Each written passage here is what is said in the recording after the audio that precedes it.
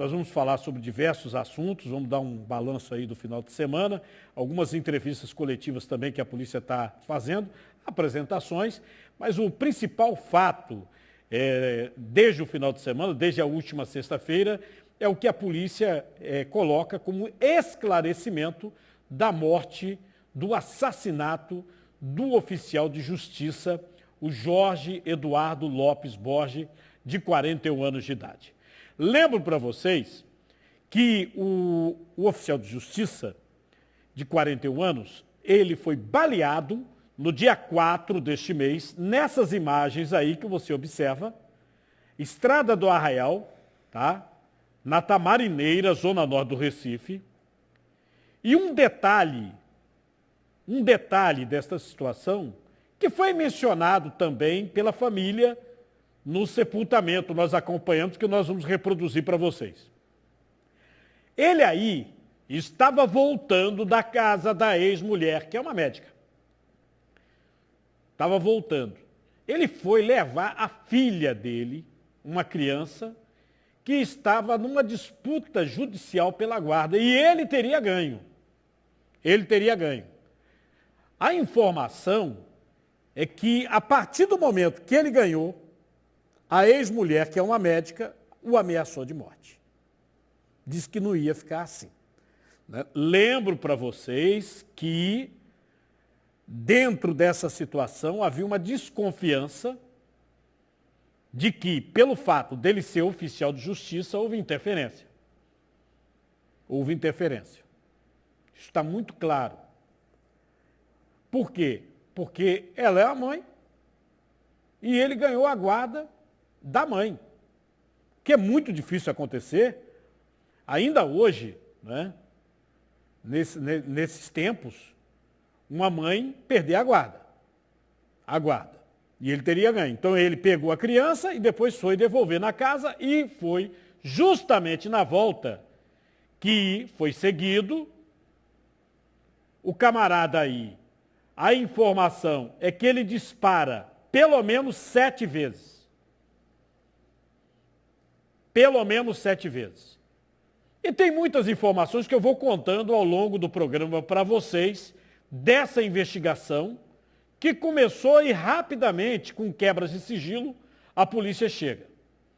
A médica teve a prisão preventiva decretada e ela é suspeita de ser a mandante do crime.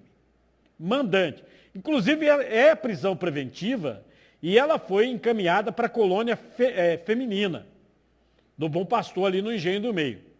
A informação é que o processo segue em segredo de justiça, mas é evidente, um processo que tem assistente de acusação, um processo que tem advogado de defesa e um caso de repercussão já vazou. Tá? Inclusive, procedimentos estão aí na internet, eu vou aqui dar as informações de documentação oficial, vou passando para vocês, até porque já está tudo na internet. Tá? Ainda na sexta-feira, a defesa pediu um habeas corpus, a liberação da médica, dizendo que a médica é mãe de uma criança pequena. Lembro para vocês que dentro da legislação brasileira e algumas decisões do Supremo Tribunal Federal, tomadas inclusive no decorrer dessa pandemia, né, a mãe de criança pequena tem uma vantagem aí de responder em liberdade. Né?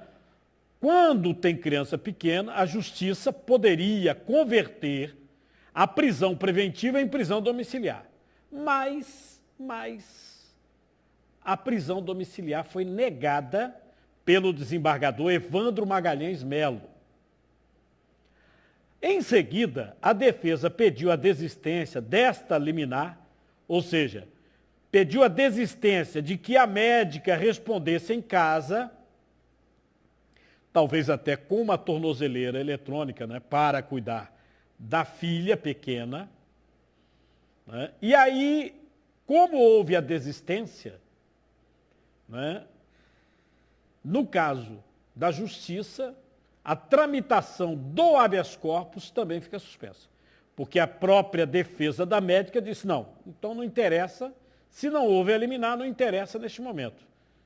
Vamos tomar mais pé da situação, do processo, para tomar outras decisões.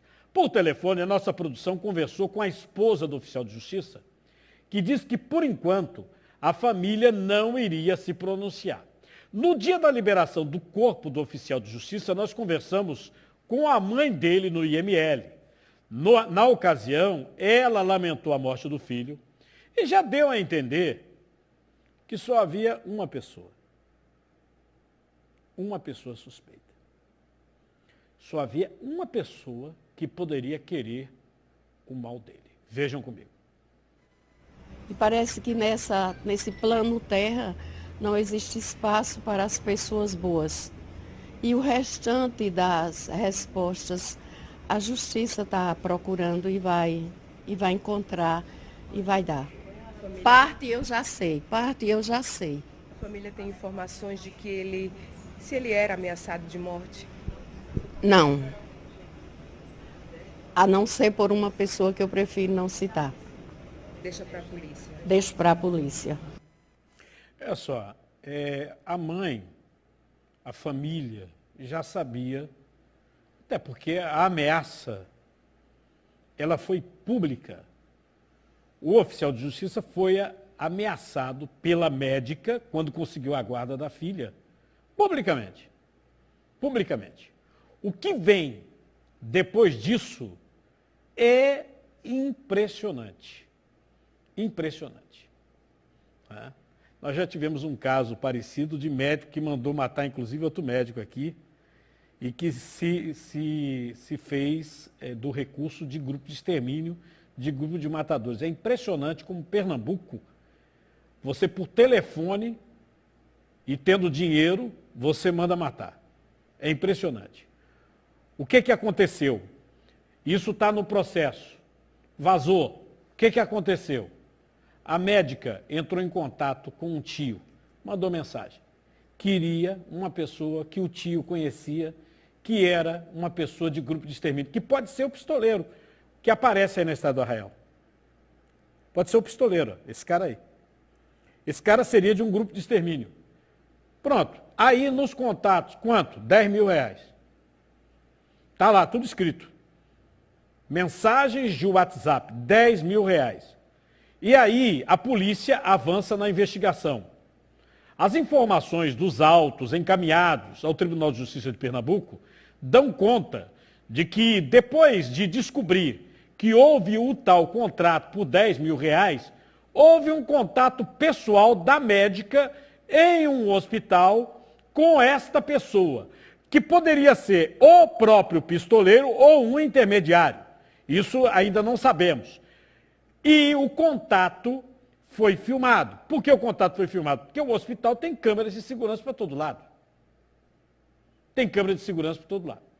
Então, este contato teria sido filmado. Então, quais são as provas? Ela ameaçou publicamente. A família do oficial de justiça já sabia que ela ameaçou, né? Ela manteve contato com um tio querendo o cara do grupo de extermínio para matar o ex-marido.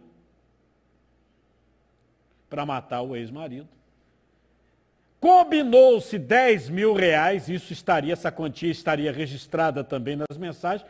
O próprio tio já foi ouvido e abriu a conversa. Houve um encontro num hospital onde ela trabalha, num plantão onde ela trabalha, e uma pessoa foi filmada. A polícia diz que esse que foi filmado ou seria o intermediário ou o pistoleiro. Ela está presa, o pistoleiro não está preso. Hoje eu vou ouvir o advogado da médica, ainda hoje no programa, vou dar outros detalhes. O que o advogado da médica vai fazer a partir da informação, da negativa do Tribunal de Justiça de Pernambuco de conceder para ela a prisão domiciliar, mesmo ela sendo mãe de uma criança pequena. O que o advogado vai fazer? Até porque o advogado desistiu desse habeas corpus. É mais um caso impressionante, você pode ir comentando aí nas nossas redes sociais, né, onde uma disputa por uma criança, um pai, uma mãe, pessoas instruídas, pessoas cultas, que acaba numa história altamente passional, discussões, brigas além do Poder Judiciário na disputa de uma criança, e que uma médica, segundo as informações até agora colhidas pela polícia e enviadas à justiça, manda matar o ex-marido, contrata um pistoleiro por R$10 mil e manda matar o ex-marido. O advogado Yuri Herculano é o defensor da médica, é o advogado de defesa, e ele fala sobre o caso. Bom, doutor Yuri, boa tarde. Boa tarde, Carlinhos. Desde o primeiro momento, compareceu aos autos da investigação, se colocou à disposição da autoridade policial e buscou indicar testemunha e trilhar um caminho que, inclusive, pudesse abrir os horizontes da investigação. Então, por conta disso, nós fomos surpreendidos pela decisão da última sexta-feira, que nós consideramos que não é adequada para o momento. Iremos sim manejar algum remédio para impugnar tal decisão. E tenha certeza que no momento oportuno comprovará um a um a sua inocência. Então observem, né, na fala do advogado que foi enviado ao nosso programa, o advogado da médica, afirma que ela é inocente, A desistência do habeas corpus é por conta de se inteirar melhor das acusações para poder rebater posteriormente. A médica, neste momento, segue presa por ordem do Poder Judiciário na colônia penal feminina, no bairro de Engenho do Meio.